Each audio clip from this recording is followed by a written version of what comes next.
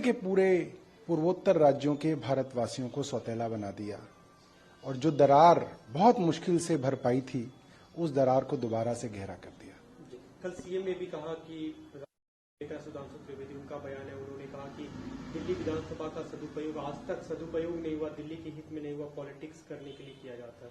अब देखिए, इससे ये बात भी समझ में आ जाती है कि दिल्ली भाजपा के लोगों ने जब ये कहा कि मणिपुर हमारे लिए कोई मायने नहीं रखता, उनकी सुर में सुर भारतीय जनता पार्टी के राष्ट्रीय प्रवक्ता सुधांशु त्रिवेदी भी मिला रहे हैं। क्या मणिपुर के लोग दिल्ली में नहीं रहते? क्या उत्तर प्रदेश के लोग दिल्ली में नहीं रहते? क्या हरियाणा के लोग दिल्ली में नहीं रहते? अरे दिल्ली भारत का दिल है, दिल्ली भारत की राजधानी है। कभी आप कहते हैं कि दिल्ली जो है भारत की राजधानी है, पूरे भारत की है, इसीलिए भारत सरकार को इसके अंदर हिस्सेदारी चाहिए। कभी आप कहते हैं कि दिल्ली जो है एक अलग राज्य है, दिल्ली दिल्ली की ही चर्चा करे, दिल्ली किसी और की चर्चा ही ना करे, तो दिल्ली बिल्कुल सौतेली हो जाती है। ये भारतीय जनता पार्टी क्या कहना चाहती है? भारत के किसी भी हिस्से के अंदर अगर किसी सैनिक की शहीदी होती है तो सबसे पहले दिल्ली विधानसभा के अंदर शुरू होते ही उसके लिए शोक व्यक्त किया जाता है। भारत के किसी हिस्से के अंदर त्रासदी होती है तो भारत के हर राज्य में और दिल्ली में उसके बारे में चिंता व्यक्त की जाती है। आज मणिपुर के ऊपर भारतीय जनता पार्टी के पास कोई जवाब नहीं है, इसलिए भारतीय जनता पार्टी चर्चा से भाग रही है।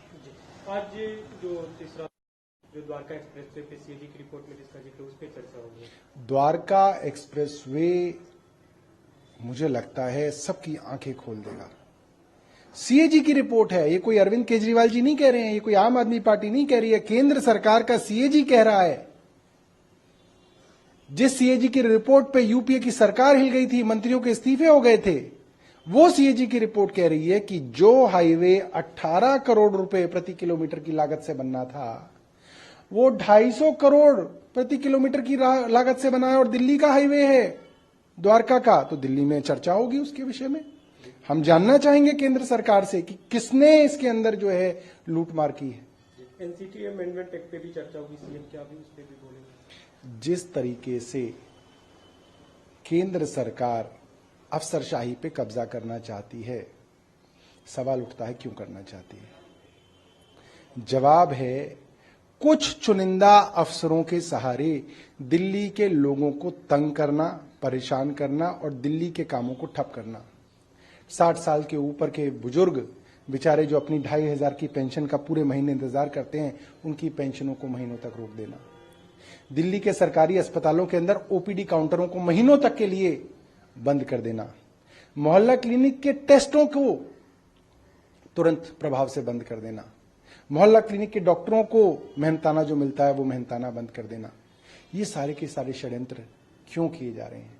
दिल्ली जल बोर्ड को दिल्ली सरकार का पैसा ना मिले, इसके लिए षड्यंत्र किए जा रहे हैं। दिल्ली जल बोर्ड के काम ठप हो जाएं, अस्पतालों के काम ठप हो जाएं, सीवर पानी के काम ठप हो जाएं, यमुना की सफाई के काम ठप हो जाएं। कौन अफसर कर रहे हैं? वो अफसर कर रहे हैं जो भारतीय जनता पार्टी की केंद्र सरकार के इशारे पे काम कर रहे हैं। और इसीलिए केंद्र सरकार को दिल्ली की अफसरशाही के ऊपर अपना पकड़ चाहिए, ताकि अपने तरीके से, अपने मनमाने अफसरों से दिल्ली के कामों को ठप किया जाए। शरद पवार का एक बयान है, उन्होंने कहा कि 15 कम बैक अगेन, और उन्हें मैं बताना चाहता हूं कि देवेंद्र फडणवीस ने भी यही बोला था, लेकिन उनकी पावर कम हो गई। देखिए, प्रधानमंत्री जी अगले चुनाव तक 73 साल के हो जाएंगे। प्रधानमंत्री जी खुद कहते हैं कि 75 साल में मुझे रिटायर हो जाना चाहिए। सभी बड़े बड़े नेताओं को उन्होंने रिटायर कर दिया, चाहे वो अडवाणी हो, चाहे मुरली मनोहर जोशी हो। तो मैं तो ये नहीं समझ पा रहा कि प्रधानमंत्री जी 75 साल की आयु से ऊपर किस नैतिकता के साथ कोई पद ग्रहण कर पाएंगे। जब इंडिया अलायंस फॉर्म हुआ, वो लोग गायब हुए हैं, ऐसा उनका कहना है। देखिए, एनडीए तो है नहीं। एनडीए के अंदर तो जबरदस्ती छोटे छोटे दलों को जोड़ के एक गठबंधन बनाने की कोशिश की जा रही है। ऐसे गठबंधन जिसके अंदर ज्यादातर दल ऐसे हैं जिनके पास कोई मेंबर ऑफ पार्लियामेंट ही नहीं है, जिनकी किसी राज्य के अंदर कोई सरकार ही नहीं है, जिनका अपने राज्यों के अंदर भी कोई बहुत बड़ा वजूद नहीं है। ये सिर्फ इंडिया अलायंस की होड़ में इकट्ठा किया हुआ कुनवा है, जो जल्द से जल्द जो है आपको जो है उसकी सच्चाई सामने आएगी। लेकिन केंद्रीय मंत्री हरदीप पुरी का एक बयान है, उन्होंने कहा कि जो इंडिया ब्लॉक देखिए, ऐसा है कि ये सब भारतीय जनता पार्टी की नेता ये उम्मीद कर रहे हैं, रोज भगवान से जो है ये प्रार्थना कर रहे हैं कि किसी तरीके से जो इंडिया है, अलायंस है, ये बिखर जाए। ये कोशिश कर रहे हैं क्योंकि इनके पेट में दर्द है, क्योंकि अगर इंडिया अलायंस रह गया, आप इस बात को नोट कर लीजिएगा, अगर इंडिया अलायंस एक साथ रह गया और एक साथ चुनाव लड़ गया तो कोई गुंजाइश नहीं है कि भारतीय जनता।